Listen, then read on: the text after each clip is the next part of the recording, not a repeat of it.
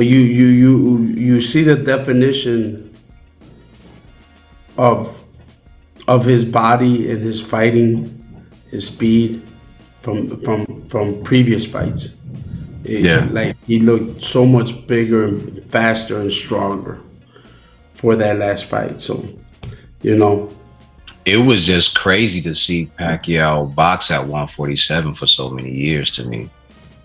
And still be fast and he didn't have the pop he has before, but he was still speed. Yeah. He was still fast. Yeah. He was still able to explode, land those 20 punches per second. Yeah, and that explosion, that thump, man, it was just like, God, like how was he carrying this up to 147? Because I was like, he drinking something.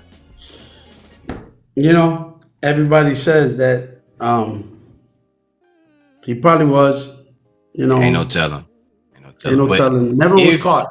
Yeah, he was never caught. That part, because that's what I always say. If he was not ever caught, that is one dude is a freak of nature, man. Yes, exactly. He's a fucking freak of nature. Yeah, absolutely. All right, so Tim, getting closer to God.